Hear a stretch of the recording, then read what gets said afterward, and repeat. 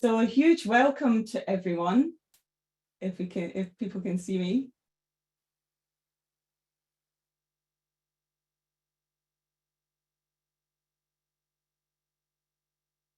If you want to stop sharing the slide. So huge welcome to everyone joining us from wherever you are in the world for this very special Laudato Si Week webinar on aligning your finances with your faith values. My name's Lorna and I'm the Director of Movement Building with FaithInvest.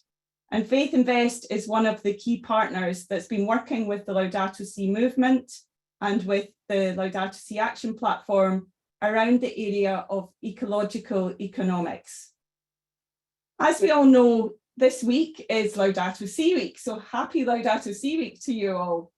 And one of the areas that we really want to be exploring this week, I know we've all been watching the film, The Letter, and one of the themes that comes out of the film, if you've had a chance to see it in your community this week, is the importance and the need to transform our economy in order to take care of our common home.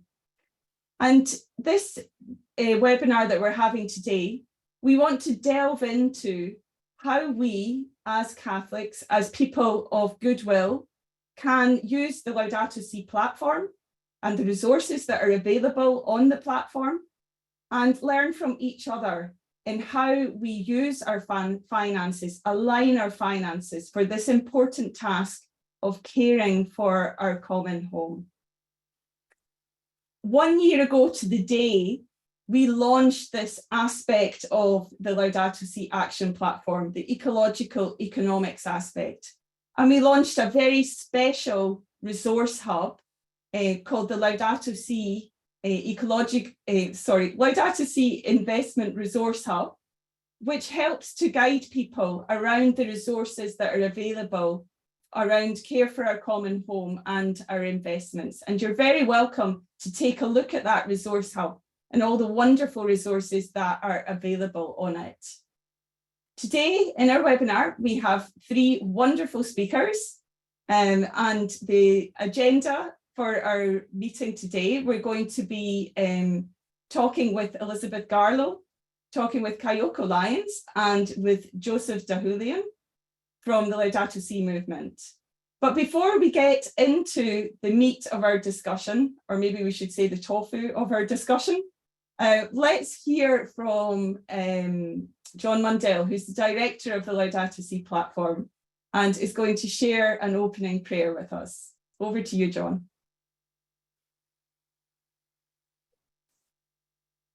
Thank you, Lorna, and good day, everyone, and greetings on the special Laudato Si week that we're celebrating everywhere. I want to share with you just a short reflection and prayer at the beginning. And I would say this reflection is somewhat emotional, because this is all emotional for me. And I've often found that for me, tying into the emotions helps me to understand my need for the correct response and change that needs to happen. So this reflection, we'll start off this reflection with this short really poem. Earth, not yet dead, but about to die. Peace be on you. Here is a song I scribble in my heart for your funeral and mine. When in the shadow of death's poisonous flower, tomorrow your body will be cold and numb. There will be none left, not I either, to pay you homage, or let a teardrop on your ashen face. So I scribble this for you, Earth, about to die. You gave birth to children innumerable, unsociable. You watched them eat each other. You wept in secret. Then they started eating you, and you, all enduring one, you made no move to protest or prevent. They who had drunk at your breasts and grown plump felt a new thirst, their last thirst, to suck the blood of your sacred heart. They stripped you of the green in which the Son had clothed his beloved bride. Into your flesh they sank their nails and drank the blood that gushed from your wounds. Raped, ostracized, with shaven head, bent beneath the burden of your children's sin and shame, you wander alone in space. Earth not yet dead, but about to die. Peace be on you. This is a 1985 reflection from Kurup. So let's all pray together the following prayer. Most loving Creator of the universe, we come before you with humble hearts, seeking your guidance and wisdom. We ask that you help us to be good stewards of this planet, to care for it as you would, and to protect it for future generations. Help us to see the beauty in all things and to appreciate the wonder of your creation. May we be inspired to take action, to make a difference in the world, and to leave this planet better than we found it. We also ask that you guide us in using our financial resources for the betterment of the planet. May we be wise in our investments and generous in our giving, so that we may help to create a more sustainable and just world. Amen. Thank you, John, and thank you for bringing to us the urgency of the change that we need, and also in that beautiful prayer, the means and the action that we need to take to start to redirect and to, so that we're not the earth won't die, that we can start to rebuild this with care for our common home.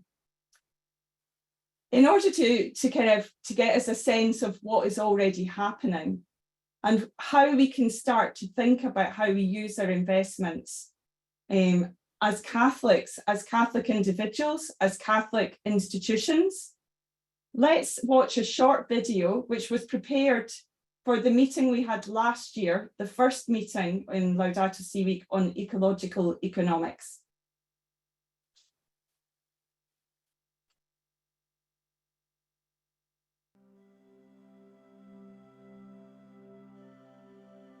The Living Laudato Si Resource Hub is a new online platform set up to support faith organisations as they seek to deliver on their ecological economics goals in the spirit of Laudato Si. It provides resources, guides and reflections to help faith organisations as they consider how best to use their financial assets for the common good. And it has some great case studies setting out why faith communities are taking a new look at how they use their investments. It was important that, in a sense, the whole of our investment work should be intentionally investing for good. And of course, that nowadays means investing particularly for the ecological concerns of climate and biodiversity. With climate change being so overwhelming, people feel paralyzed, and what can I do about it? And this is what we've chosen to do about it in conjunction with our partners. And we hope that it will be an inspiration to others for them to do what they can. I think the existence of Laudato Si helps us have those kinds of conversations with our intermediaries. The Catholic investing world is being asked, cajoled, instructed to consider the cry of the earth and the cry of the poor. We have been encouraging ourselves that it is important to go into renewable energy, and with the belief that if we shrink the need and demand for the fossil fuels, gradually then we also will reduce its manufacturing and its production. And we've also started engaging with our publicly traded managers of asking the questions, how does this fit into the ESG, and becoming more explicit about Catholic social teaching within the vetting of the portfolio. So it's our job, our responsibility to look out for Mother Earth, because as we look out for Mother Earth, we protect ourselves and our future generations. One of the things that Laudato Si has done is help to sharpen the focus and increase the understanding of the impacts that our investments and actions are having. And that, you know, with the multi-crises that are happening in the world today, it is so evident that unless we ramp up our responses, we're not going to make it. In this Laudato Si journey, I would want to see a greater networking of religious women where we share what we do.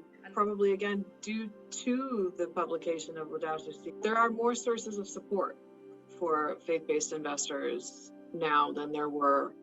We haven't got time to be embarrassed by being behind or ahead or whatever. We just got to do the work and do it as fast as we can, reasonably can.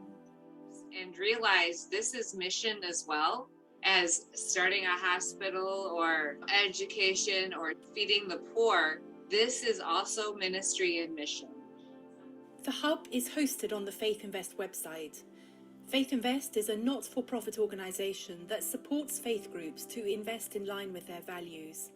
Join us as together we grow this community of organisations working joyfully for people and planet.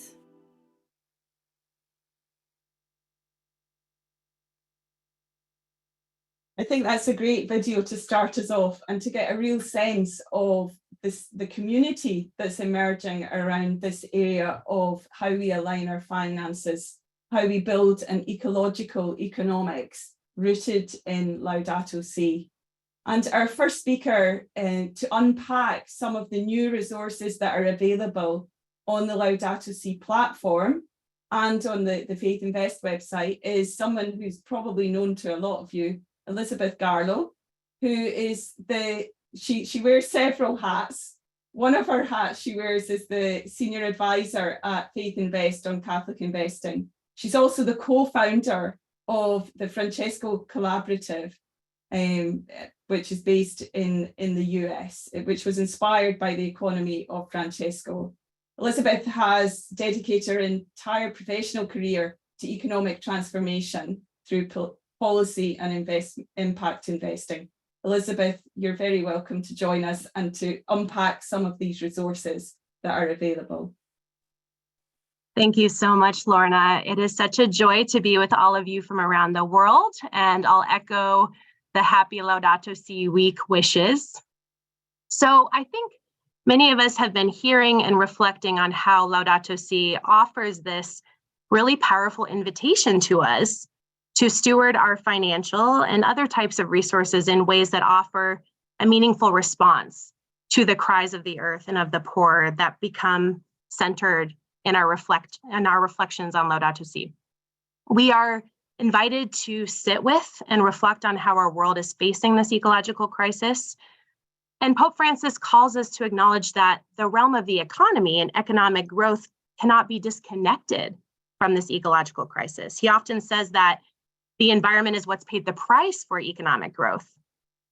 And so this is part of the reason that these goals of the Laudato Si Action platform related to our finances, our choice of banking and insurance providers, are situated under this ecological economics goal. Because as stewards of these resources, we shape our economic ecology and the culture that it upholds. So it's not just about generous stewardship of our resources.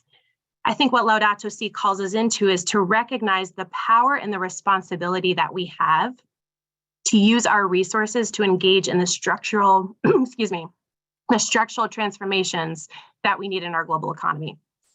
At the center of this economy is this network of financial flows, which has been designed without any modern ethical framework.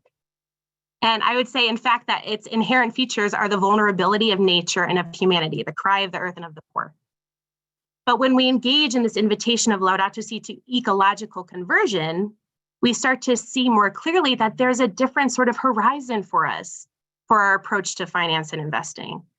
It's not simply one of profit maximization, even if those profits have a good end to them, but it's a new moral horizon, one that upholds the common good. So while the paths to that horizon may look different, depending on our context, whether we're in a diocese or in a religious congregation or a university or school, we can start to chart those courses to that horizon. And that's what these guides are really about. They are meant to give you some sort of compass as you set about on your journey to embodying the call of Laudato Si. The 4 guides available to you speak to the 4 sub-goals of ecological economics: divesting of activities that are harmful to people and planet, positive investing in activities that support the well-being of our common home and humanity, and participating in ethical and sustainable banking and insurance options. And these guides are customized by 4 sectors: dioceses, religious congregations, schools, and universities. We recognize that there are different contexts within which each of you are operating, and it was important to bring some level of customization to these roadmaps, if you will. Next slide, please. These guides follow the Catholic social teaching framework of see, judge, or discern, and act. And as part of seeing the signs of our time, we offer reflection questions at the outset of these guides to help you reflect on whether your current practices or partners, such as financial advisors or managers, are aligned with the principles of Catholic social teaching and Laudato Si. And in some cases, these guides offer you suggested questionnaires to bring to those financial managers or to those banking and insurance providers to help you focus your conversations with them, to help you better understand their commitment to your values, or to make more explicit what your criteria are. So for example, you might be asking your banking provider about their transparency and disclosure requirements, about their investment activities in fossil fuel exploration, refining, or distribution, or in mining, or in the privatization of water. And in these guides and our invitations to action, we offer concrete guideposts for the journey. So for example, as you see here in this slide, in our guide to sustainable investing, we try to illuminate some of the practical steps that you might be able to take to build internal consensus, to create decision-making and governance committees, and to define your objectives, figuring out your impact objectives, how you want to clarify them, and also your financial return objectives, and your non-financial return objectives through impact, right, as an expression of your mission, your charism of Laudato Si principles. Making decisions to make certain types of investments and then monitoring those in ways that you remain in relationship with those investments, so you can continue to center the values of Laudato Si moving forward. Pope Francis writes in Laudato Si that, quote, "We need a conversion that includes everyone, since our environmental challenge that we are undergoing and its human roots concern and affect us all."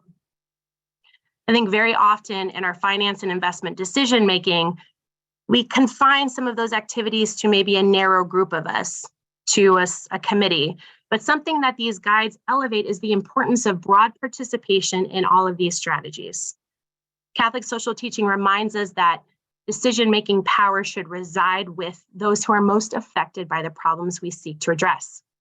So when we're figuring out our strategies, we're invited to take a look at who's at our decision-making tables, who has a role, who doesn't have a role. Do those with a role feel heard and valued for their contributions?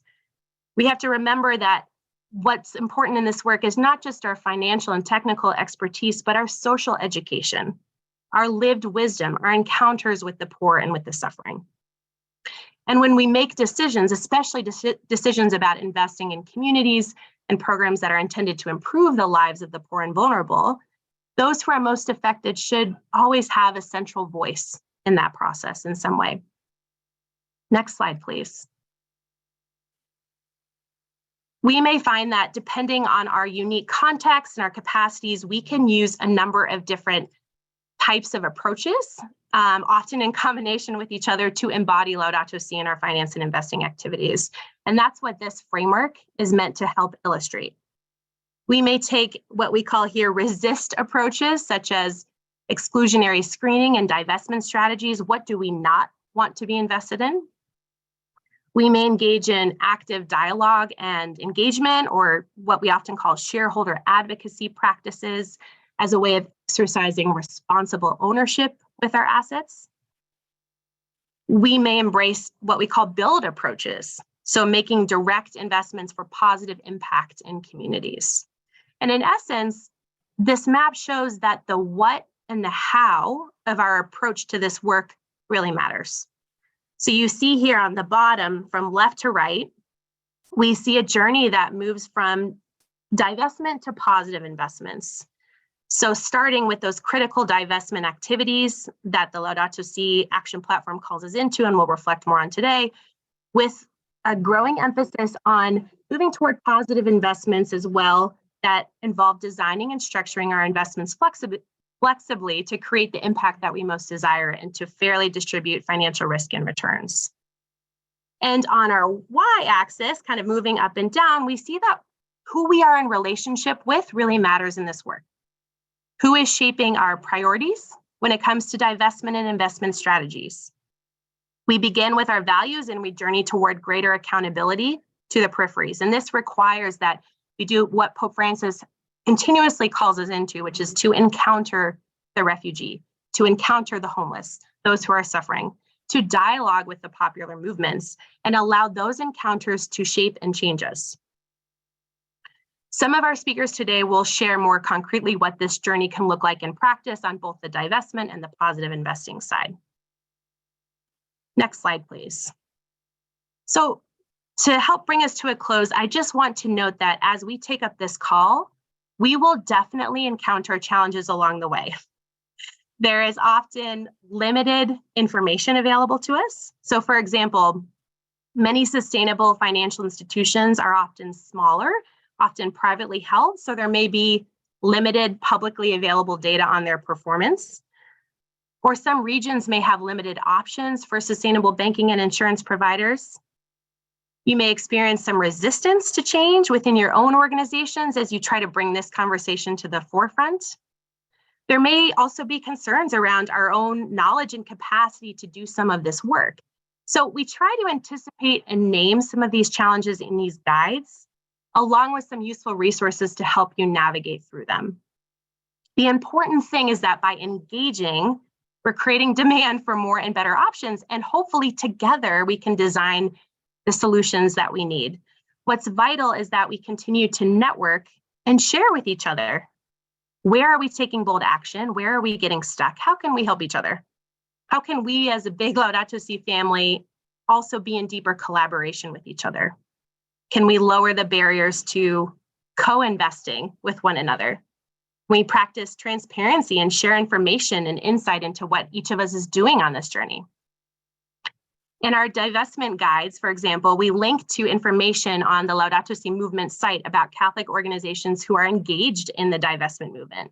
And this is a meaningful step toward bringing visibility to this work. So we invite you to begin downloading these resources and putting them to use. We'll be sharing links in the chat where you can find them through the Laudato Si Investing Resource Hub. And right now they've been uploaded in English, Spanish, Italian, and Portuguese. And soon they will be available also in French, German, Kiswahili, Polish, and Tagalog. And so just as a final word, I heard a reflection recently that art is something that we offer generously. It might not work, but that we have to try. So each of you are gathered here as artisans of a different kind of future, hopefully one that is infused with the spirit and vision of Laudato Si. So as you get underway and deepen your commitment to an ecological economy, we hope that these guides help you take some of those steps that maybe don't always work the first time around, but we have to try. Because if not us, who? And if not now, when? Thank you. Thank you very much, Elizabeth. Thank you for bringing the resources to life, and I really do encourage people to download them. They're downloadable from the various different websites that we put them in the chat, and I'm sure we'll be following up with them afterwards. As you said, Elizabeth, one of the really important things in embarking on this journey of aligning our faith and finances is really starting to feel that we're not alone. There are many, many other people who've taken steps in this direction. And one of those is with us here today, and that's Kayoko Lyons, who's the Director of Investments for the Missionary Sisters of the Sacred Heart of Jesus, where she leads the impact investing practice and oversees the public portfolio. We have featured the Missionary Sisters of the Sacred Heart of Jesus, or the Cabrini Sisters, on the website because there is just such fantastic work going on within their investment portfolio to really align to Catholic values. So to share with us some of that knowledge and wisdom, we'd like to hear from Kayoko. You're very welcome. Thank you so much, Lorna, and Elizabeth as well for that inspirational speech. And thank you all for joining us today. Today, I'm going to focus my remarks on just highlighting a couple of examples from our impact investment portfolio or our private market portfolio that are contributing to this new ecological economy. And so if you remember the visual that Elizabeth showed, we're going to be talking about the investments that are on the far right side, on that build side. And hopefully these just bring to life the conversations that we're having, and they can show you tactically how you really can use your investments to respond to the cry of the earth. In our practice, we've found that promoting dignified work and access to credit to be the most accessible and direct ways that an impact investment can have impact in the world as opposed to grants or donations. So to facilitate this work, we generally work through partner organizations that have staff in the communities where we're trying to support, because we think they have a better understanding of the local context than we might, sitting where I am in Chicago.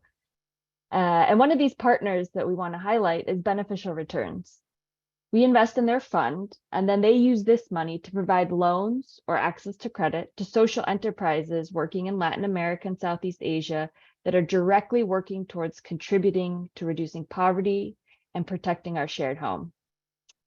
For example, one of the investments they made is to a company in the Philippines. This company invented a leather alternative, and it's made from pineapple leaves. And usually these pineapple leaves are just discarded as agricultural waste. But now they've used this loan to purchase equipment to expand their production of this sustainable leather. And not only are they creating an alternative to leather products, but they're also growing the income for the pineapple farmers that they work with. Another company that they financed is in Ecuador and committed to job preservation and protecting the rainforest. This company harvests balsa wood from small landowners, and they operate a factory that creates balsa laminates for wind turbines. This not only helps expand renewable energy, but it also replaces slash and burn practices and makes sure that the landowners are fairly compensated for their balsa. Another organization we work with is called Nest, and they provide flexible and patient loans along with training and support to social enterprises that create dignified jobs for people in need and also are contributing to environmental conservation in the Andes and the Amazon in Latin America. One of the companies they provided a loan to operates in a very, very rural village in the Andean highlands of Peru, where, as many of you may be familiar with, there are very few formalized jobs or reliable, stable sources of income for subsistence farmers. This company collects and processes moss using sustainable practices and then sells it to international orchid growers. This provides a stable employment for the farmers, and they're committed to paying these farmers above market prices and working with them to formalize these sales through long-term contracts. On average, the companies that Nest works with pay 20 to 25% above the local minimum wages, and Nest's goal is to increase that to 150% of local wages. They also really work with the companies to try to formalize employment so that low-income households are able to access benefits and rely on a stable source of income. And this is directly one of the ways that Laudato Si has called us to try to visualize this new ecological economics. I'll also highlight an example in our traditional fixed income or our bond portfolio, where we just replaced the portion of the publicly traded bonds with a debt investment in a fund called EcoBusiness. This fund provides technical assistance and loans to banks in Latin America to grow their green finance programs. They work with the banks and they teach them best practices for sustainable lending, and they work to finance projects like installation of water-saving drip irrigation, water filtration systems that improve soil quality, or biogas digesters that produce compost and fertilizer. This was one of the first investments we made, and we chose it because it was a large fund with a long track record. And they had other investors, the DFIs, or development financial institutions, that were trying to catalyze investors like us. And so they were acting as a first loss provider, meaning that this investment for us was lower risk. And so it was a really nice way for us when we were just getting started building our portfolio to make a lower risk or a safer investment. And I just want to highlight that all of these investments that I've just talked about, they're all loans or they're debt, so they need to be repaid. And we started with debt instead of equity because debt often has liquidity, which just means that you can get your money back in a shorter time frame. Because many of these investments that are contributing to a new ecological economy, sometimes you have to lock your money up for 10 or more years. And so for us personally, we liked this idea of starting with debt investments that are lower risk because it was a good first step towards building our impact investment portfolio. But I do want to highlight that there are, especially today, there are many, many different opportunities to invest in what's called venture capital or private equity. And this is really to help support the new technologies, the new small businesses that are really trying to create new and innovative solutions to fight climate change. They have a slightly higher risk profile than some of the debt investments that I've mentioned. So to date, we took the approach of investing in what's called a fund of funds strategy, one of which is called Climate Solutions Fund, which was created by the Adrian Dominican sisters here in the United States and managed by Morgan Stanley. That said, we're in the beginning of looking to explore investments in other venture capital and private equity funds that have ecological economics at their heart. And finally, I won't get into this today, but we do also explore how to integrate the values of Laudato Si into our public market portfolio. And we're in the process of thinking about how can we deepen our conviction to ESG principles in our public fund and go so far as to divest completely from fossil fuels. Although we have very few fossil fuels and oil and gas exposure in our portfolio for the moment, because we do have a lot of ESG funds that are already inherently avoiding those. But I'll leave my comments at that. And I just want to say that I am more than happy to speak to anybody on this webinar today. We really couldn't have done any of this work without the help from other Catholic investors in the community that really led the way and helped us along our journey. So if anybody has questions or wants help or wants to collaborate or wants to teach us about what they're doing, we are more than happy to share anything and everything about what we've done along the last 4 years. Thank you. Thanks, Kayoko. And just to echo that, what you said at the end, that how important it is to ask questions and to engage with others who are doing this. So on that note, if people have questions, we should have a bit of time at the end of the presentations for a Q&A. If you want to put them into the Q&A tab, we'll try and get to all the questions either in written responses or in real time. I'd now like to turn to Joseph, who is the fossil fuel campaign officer at the Laudato Si movement. Joseph has been leading the campaign to divest from fossil fuels, which, as Elizabeth said, is a first step, along with other screenings, is an important first step on the journey to aligning our faith and our finances. Over to you, Joseph. Thank you, Lorna. I'm going to share my screen now. yes, maybe let's start again with the very basics of science. So this black bubble here is the resources, the fossil fuel resources that we know we could extract and we could burn in the atmosphere. But the very tiny gray bubble here is what we actually can burn if we want to have a 50% chance of remaining below 1.5 degrees Celsius global warming. So it's a very tiny fraction, which means, as the International Energy Agency said 2 years ago, it means we don't need and we should not make any new investments in new fossil fuel projects. This is an absolute necessity. And yet, there are fossil fuel companies keep on developing new fossil fuel projects. And this is a big problem. This is a big problem. Like ECOP, like Rosebank, like many new fossil fuel projects being built all over the world. And I want to stress something coming just from today, on the Pope's message for the season of creation, the future launch of season of creation. He highlighted that it is absurd to permit the continued exploration and expansion of fossil fuel infrastructures, which is great coming from the Pope. Amazing Francis. And so why is it happening? It happens because the fossil fuel industry is able to expand because it is funded to do so, and it is funded by banks from one side, but also by investors directly. And sometimes these investors are Catholic institutions. And so it is an absolute necessity to remain in the spirit of Laudato Si, to prevent that by stopping investing in the fossil fuel industry.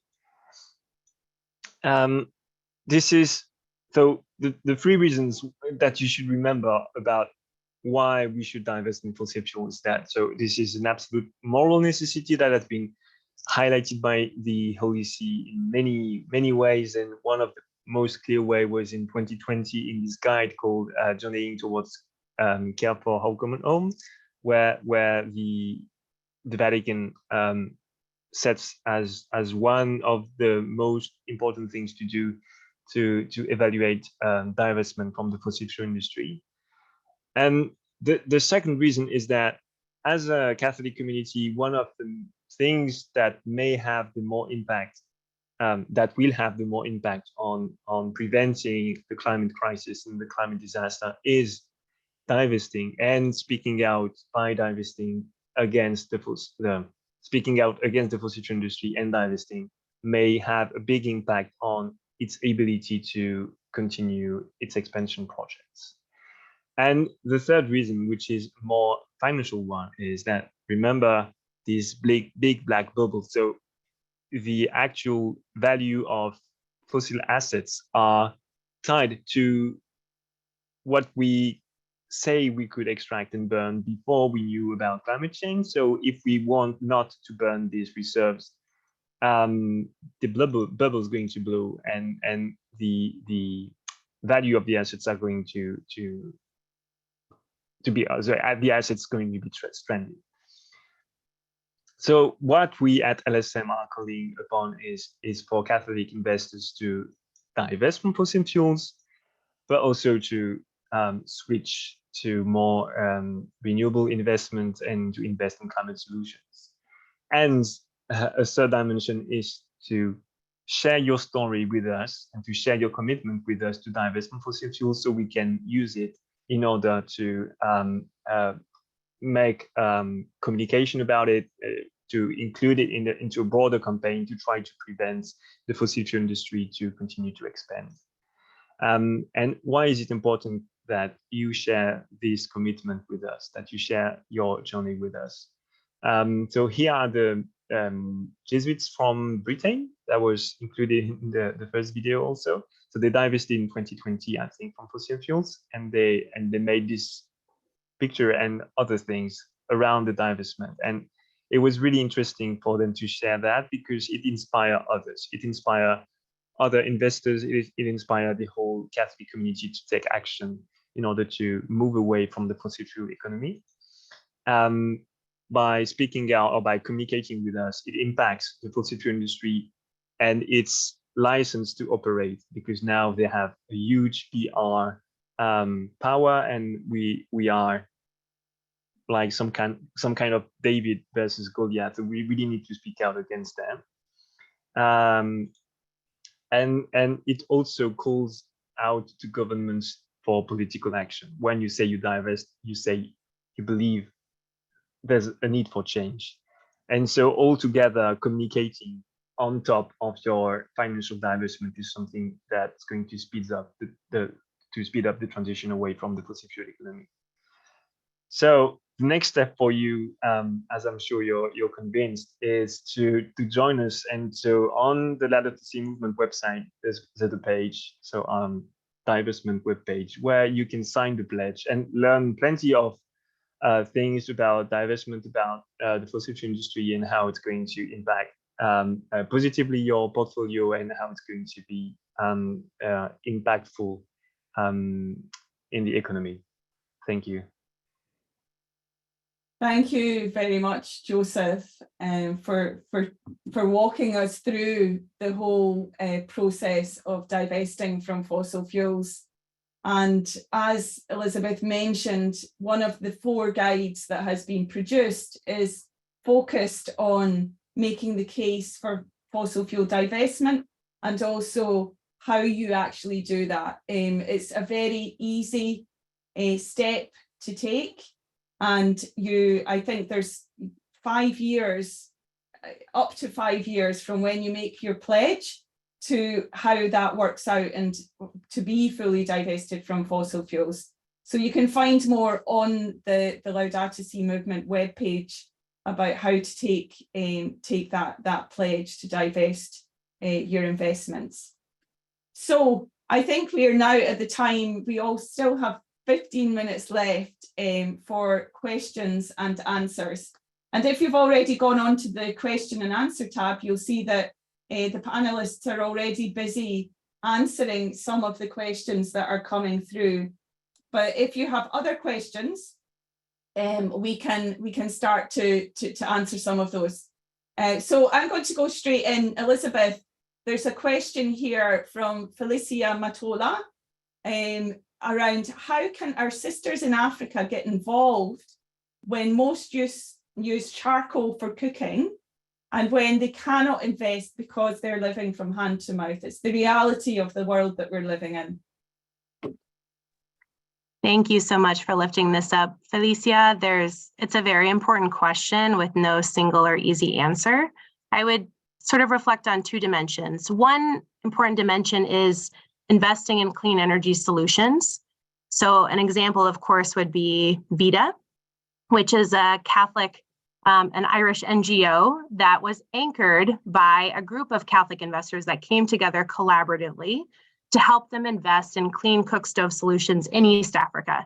So we need more examples of these types of creative solutions that bring new energy options to different parts of the world.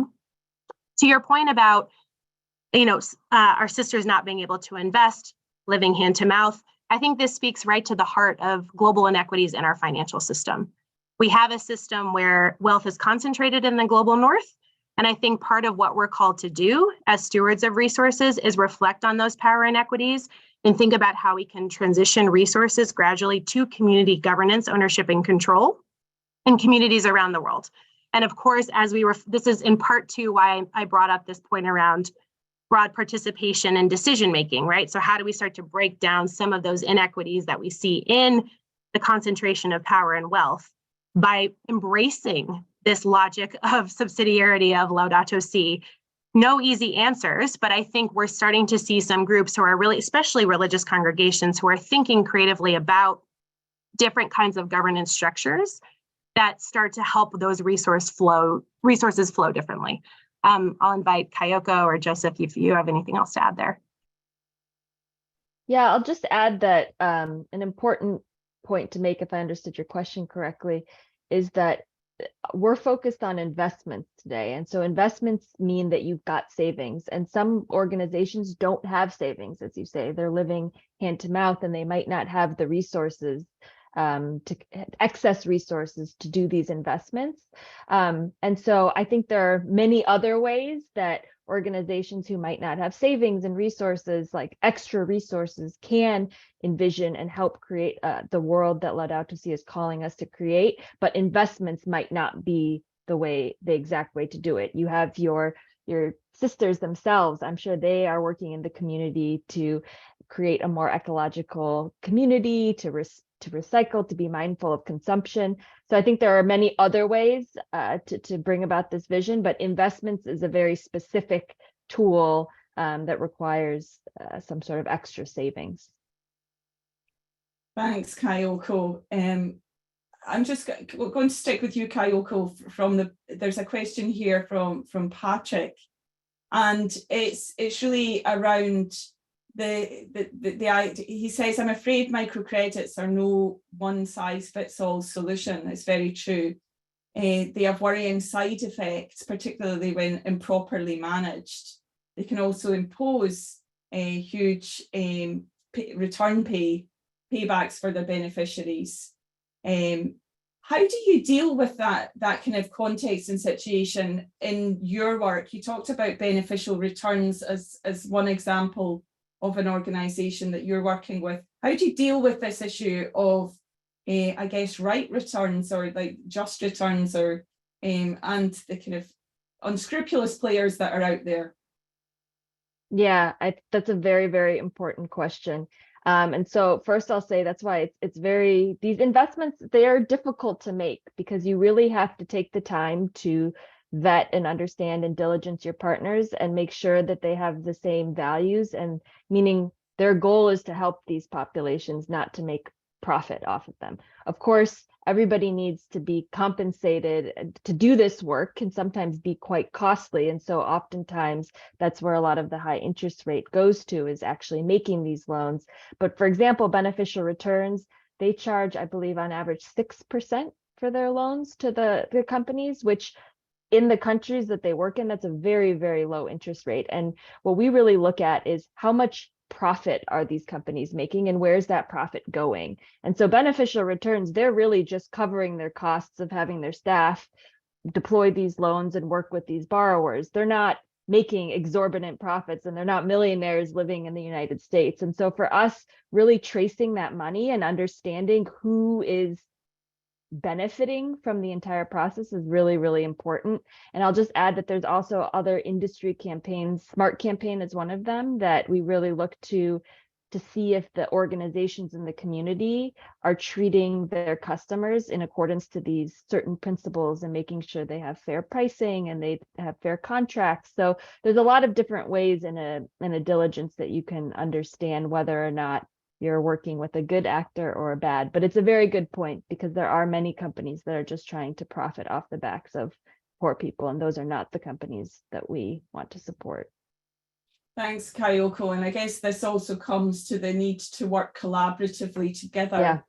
Because some of that information and the accessibility of those kinds of data can be expensive if you're a small investor.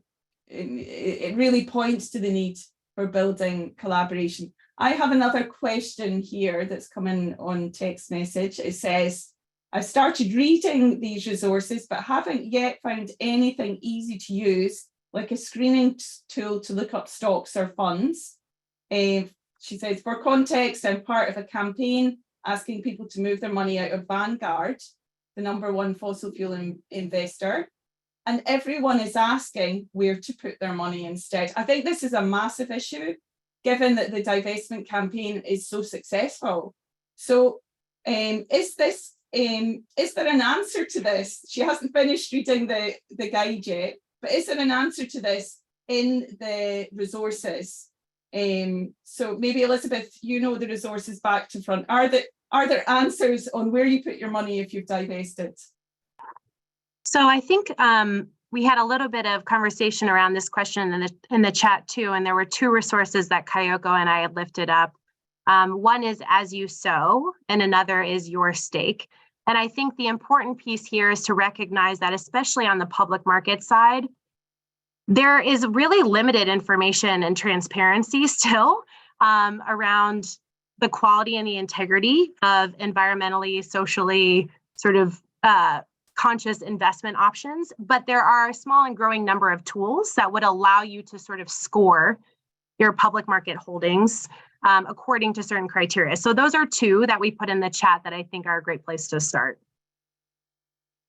Thanks, Elizabeth. Another question here for Joseph around, are there plans for another collective divestment announcement? And if so, how do people get involved in that?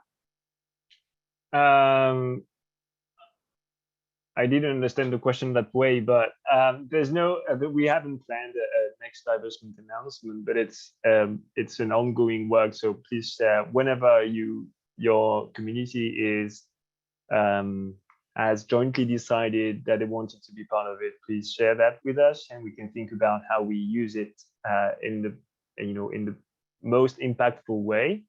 And just to go back to the question before, there are a few fossil-free indexes. And I think fossil-free index is also one resource that could be useful, but in the US, so it depends where you are. And there's also the question of what does it really mean divesting from fossil fuels? I think it's important to have in mind that the very first thing is no new investment in fossil fuels. So you don't have to divest now, just right now, because it may be costly or not the right thing for you right now. It's just about saying, we don't believe the fossil fuel industry is an industry we want to profit in the future, or we believe that it should be invested in. And so this is the basic step, which means probably divesting in the next years when it's the right time and when it's appropriate, whatever the situation you are in. But really it's about stopping investing in the fossil fuel industry, then slowly moving away from it, selling your assets and not renewing any form of financial ties you have with them, and spreading the news and speaking out loud that you don't believe in the fossil fuel industry. This is the most simple thing. You may not have savings or big money, but it's still really important that you say you don't believe in it.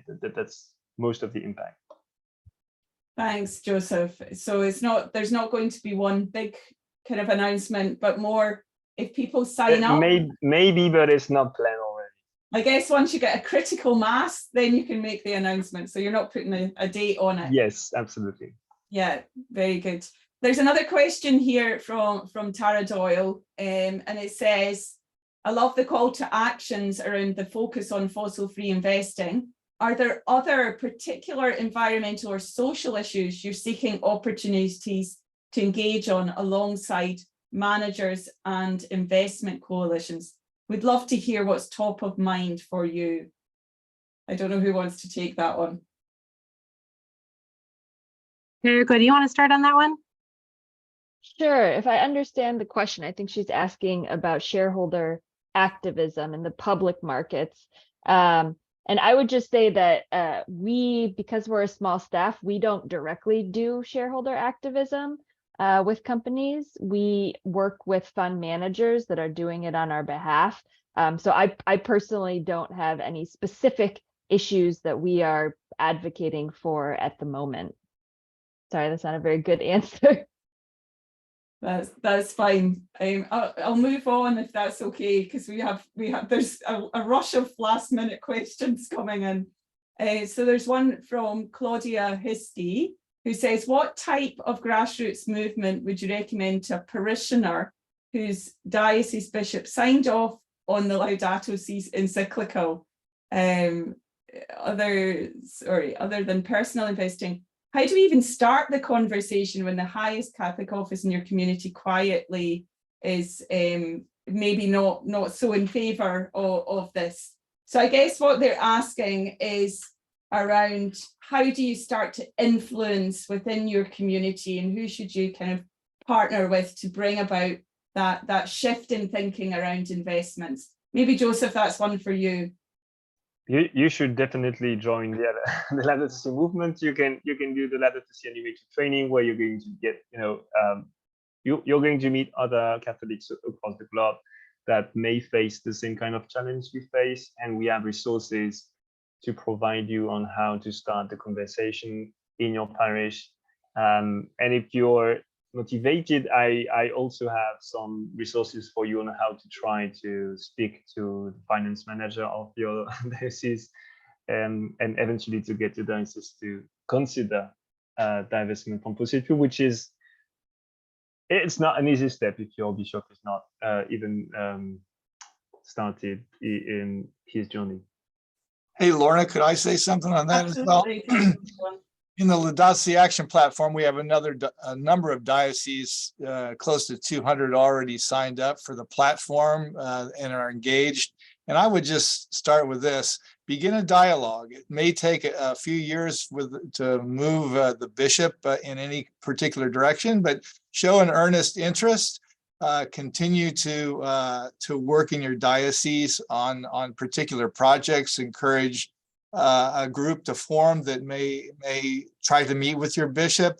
This takes some time for some people to accept this, but I think also showing examples of other dioceses and what they're doing positively can have an impact. It may take a little while, but that's what the platform does. It's trying to lift up examples of action that are positive that we can use to help support this kind of movement. So don't give up. Look for other good examples. A lot of them are financially reasonable things to do that save money and also help. So just wanted to encourage also the platform, the use of the platform. Absolutely, John. And I think the resources are, the resource on divestment for dioceses will be very useful in that regard. All the tips that are in there, and also connecting obviously with the Laudato Si movement. There's one final question here, again on divestment. It's, do you have good examples of moving universities from investments in fossil fuels to divestment? I'd like a step-by-step, like to take it step by step. We have 8 to 9 Catholic colleges in Philadelphia, and none are divested at this time. So are there examples of universities? Joseph, could you put Tom in touch with some of those universities after this? Yes, absolutely. Please contact me and let's discuss that further. But there are, I think, 7 Catholic universities and colleges in the US that fully divested from fossil fuels in the last 7-8 years. And so it is feasible. So thank you to all our panelists, and thank you to all of you for coming today and participating in this webinar. We will, of course, the most important thing is to go and look up the resources. The QR codes are there on the screen and the addresses. We will send you an email if you left your email address with the recording of today and with all the links in that email. So have a fantastic day, and we look forward to seeing you again soon at another Laudato Si Week event, perhaps. And if not, we look forward to seeing you on another webinar or meeting around ecological economics and the Laudato Si platform. Bye.